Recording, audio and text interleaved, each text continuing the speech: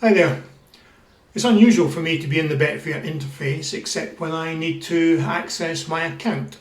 So I'm a little behind the times discovering something Betfair introduced last December, namely Betfair beacons. And that's a representation here, a flame and a snowflake.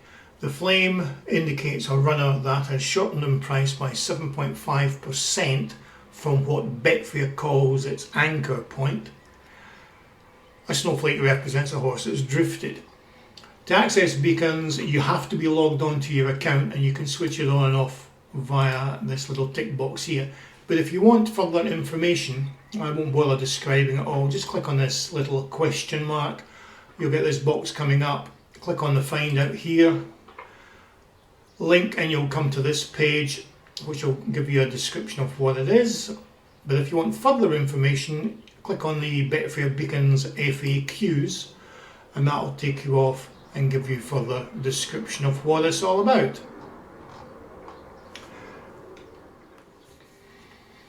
Now back at the race at Punchestown, you'll see that my way of thinking has been flagged up as a horse that's come in price. What the plan is, given that I'm always on the lookout for easy selection methods, especially ones that don't take up a lot of work. The beacons actually take a lot of the information that's already freely available to you via the Betfair charts and so on, but it's just going to cut out a lot of the work, ideally. So what I'm going to do is look at the races, and whenever there's a runner that's flagged as being hot, I am going to use my one CHOBB to rule them all strategy and back those. If there's more than one in a race, I'll Dutch them. But that's the plan for a little trial today. Now, in actual fact, for this first race, my way of thinking, my chobbing rule won't work on this if it's going to end up with a BSP of less than 1.75, and that certainly looks like happening. But I'm not going to make a decision until the scheduled off time. That's when I'll check the race to see if there's any runners that have been flagged as shortening in price. That's when I'll assign them to the strategy and we'll take it from there. So we'll hang on fire for now until the first race is due. Okay, we're coming up to the scheduled off time at Punchestown for this 125. Let's just quickly switch back to Betfair. And my way of thinking is still hot according to this, and it's risen nicely, so that should be a valid pick. Let's just go back to Fairbot and assign that. So that's going to be my way of thinking on the one CHOBB to rule them all strategy. Remember, the one CHOBB to rule them all, strictly speaking, isn't a true CHOBB. It uses the same techniques employed in the chobbing strategy. It just provides insurance at a lower level and a green up at a lower level, depending on the odds taken.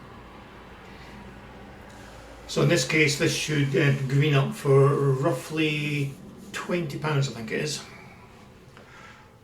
Okay, so we just need to wait for this to start and let's see how it carries on. So that's been matched okay at a BSP of 2.02. The insurance bet has been placed at 1.72, so we just need this runner to do the business, and as long as that gets taken, the insurance bet, that means that it'll be a scratch trade at worst.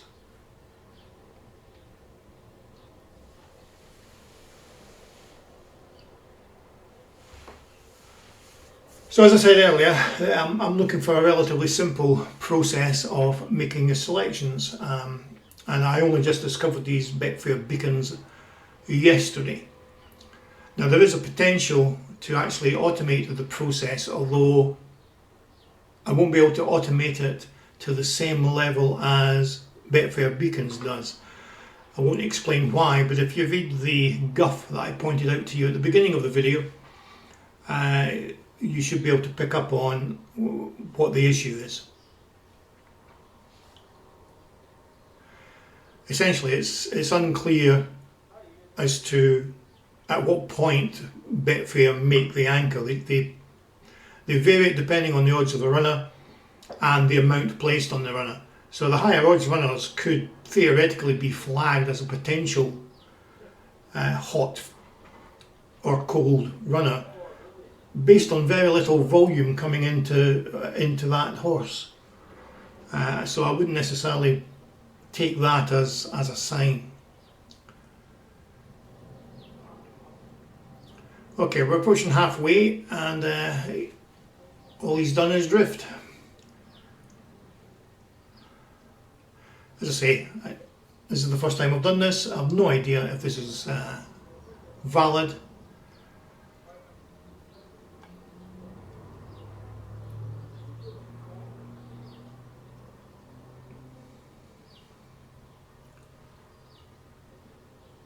But that's essentially what I'm going to be doing today. If, as I say, if there's more than one runner flagged as being hot, I'll Dutch them. But I suspect there'll be very few Dutches throughout the afternoon. I'll just concentrate on the one job to rule them all strategy probably. And I'll get back to you later on. So far my way of thinking isn't doing very well. Famous last words. As ever, I won't be trading out. You all know the reason why now. Never seems to work for me.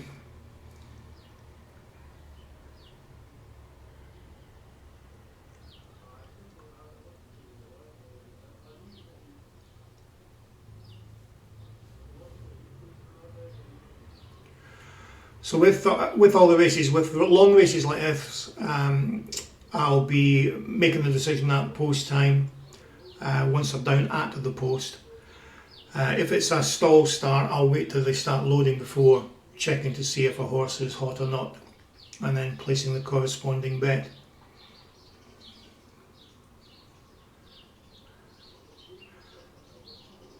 He did try to come. Oh, there we go. Excellent. Right at the last.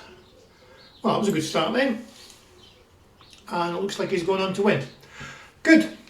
Okay, I shall carry on with this for the rest of the afternoon and get back to you later on. Cheers. Well, this one at Nottingham, Felicity is the hot beacon as they start loading into the stall. So we'll just select Felicity and see how she gets on once the race starts. I think your timing needs to be quite sound, because you can see here Felicity came down and she became a beacon, and then she started to drift as they got down to the stalls and became, or I should say the beacon was switched off, if you like, and then she's come back in again as they've started to load the stalls and has been flagged up again. So you might have to be careful at what point you decide to go with the runner that's flagged. This market is now in play. Okay, so we're off and running now, and so she was taken at 2.85. Our get out point is 2.42 for insurance purposes.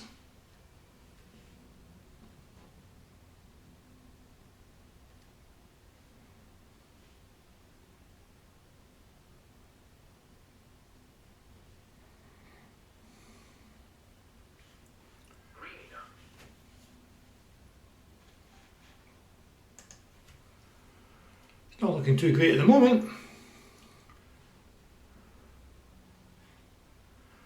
As I say, this is just a trial. I'm doing this in simulation mode, and so this is only the second one. The second race at Punchestown didn't have a qualifier. Felicity obviously wasn't up to it, so that's one successful race and one losing race. So I'll carry on for the rest of the day and it'll let you see the final results. I wasn't going to do another race, however I wanted to flag something up to you. This is meant to be looking for steamers and drifters, and for the past 5 minutes Anglesey Lad has been flagged up as being a hot beacon. But if you look at that graph there, you think, really, that's not a steamer? It's not until you actually go into the graph itself and you see this major dip here. Going behind. And then that. So if you were to ignore that dip, I don't think anyone would class that as a steamer.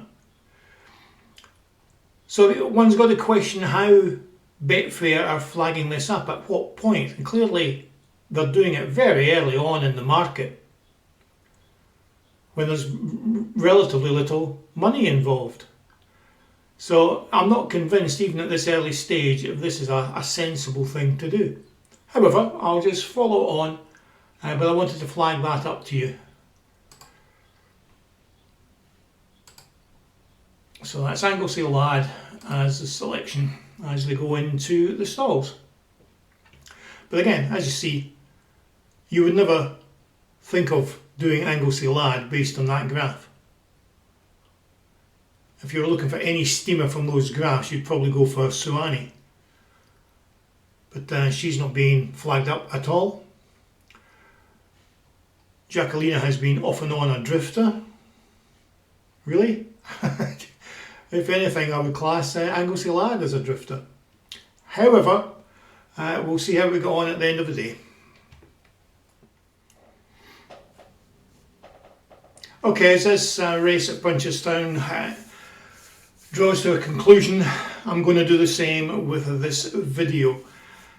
I'm not impressed, I'm not convinced by using these Betfair beacons as indicators for particular trades. First of all, let me just bring up the watch list for you. There's actually been a relatively few number of races where there's been a qualifier. Haven't really recovered from the two failures early on in the day.